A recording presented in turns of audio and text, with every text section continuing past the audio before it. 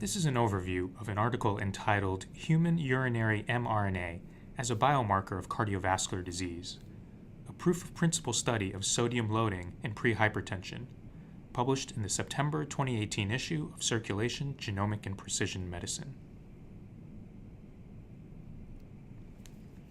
Like many other body fluids, urine contains RNA. RNA transcripts can be found within cells in the urine or in the urinary supernatant as extracellular RNA. Although most of the extracellular RNA in urine is non-coding, messenger RNA transcripts, or US-mRNA, can also be detected. Some of these transcripts originate from renal tubular epithelial cells, which secrete extracellular vesicles and shuttle RNA, lipids, and proteins into the urine.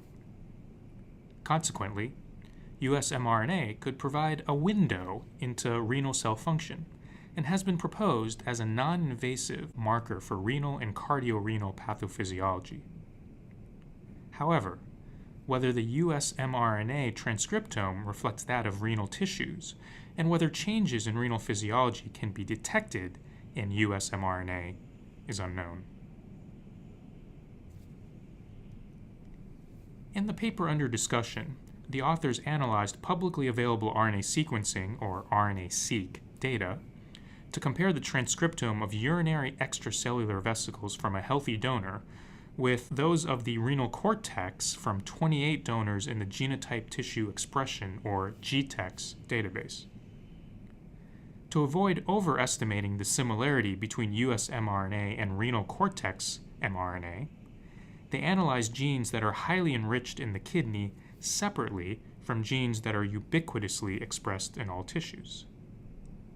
They also compared the transcriptome of urinary extracellular vesicles with those of brain and bladder from unrelated individuals, for whom data were also available in the GTEx database. Among the 55 kidney-enriched genes, the authors found a strong correlation in expression between urinary extracellular vesicles and a renal cortex tissue sample, seen here in Panel A.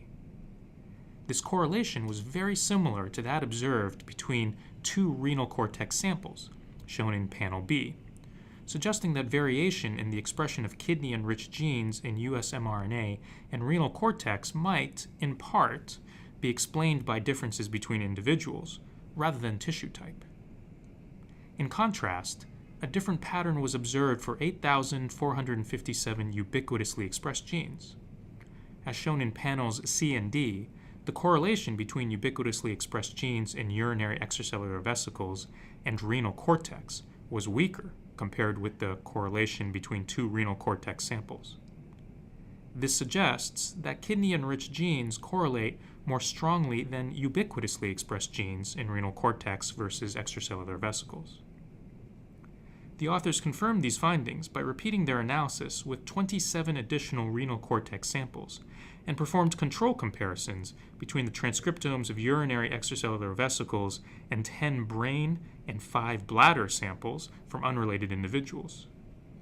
For these tissues, the opposite effect was observed, with kidney-enriched genes correlating less strongly than ubiquitously expressed genes. Taken together, these findings support the notion that the human US-mRNA transcriptome reflects that of human renal tissues and could be a potential biomarker for renal pathophysiology. The authors then went on to test whether changes in US-mRNA reflect changes in renal physiology in response to sodium intake in 18 prehypertensive individuals. Low sodium stimulates the release of the hormone aldosterone, a key regulator of sodium reabsorption and water retention that binds the mineralocorticoid receptor in the distal tubule of the nephron and leads to an increase in gene expression. Conversely, excess sodium reduces aldosterone levels and mineralocorticoid receptor activity and leads to lower levels of gene expression. Study participants were placed on a low-sodium diet for 4 days and then given an infusion of sodium and a high-salt meal. Urine was collected at the end of the low-salt diet and again after sodium infusion. the authors separated the urinary supernatant, extracted US-mRNA, and performed quantitative reverse transcription polymerase chain reaction, or QRT-PCR, from both urine samples and measured changes in expression of mineralocorticoid receptor target and control genes. Before performing QRT-PCR, the authors confirmed that all participants exhibited the expected mineralocorticoid receptor-mediated physiologic response to sodium loading. As shown here, participants had greater activation of the renin-aldosterone system and less sodium excretion after the low-sodium diet, compared to the sodium-loaded condition. These data are consistent with the anticipated activation of mineralocorticoid signaling in response to low sodium intake. Next, the authors measured levels of 14 mineralocorticoid receptor target genes and 10 control genes they predicted would not be regulated by the mineralocorticoid receptor.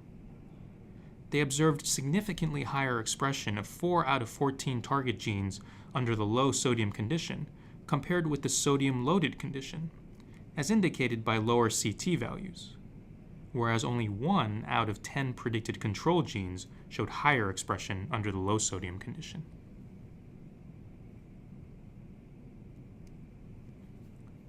Lastly, the authors tested whether US-mRNA reflected changes in serum levels of aldosterone.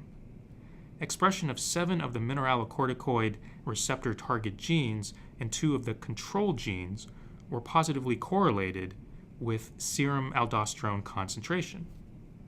The data for the target genes are shown here. They also observed associations between 4 of the mineralocorticoid receptor target genes and urinary sodium creatinine ratio. These findings suggest that changes in renal physiology, such as activation of the mineralocorticoid receptor, can be detected in US-mRNA. In summary, the authors demonstrated that mRNA in urinary extracellular vesicles reflects gene expression in the renal cortex.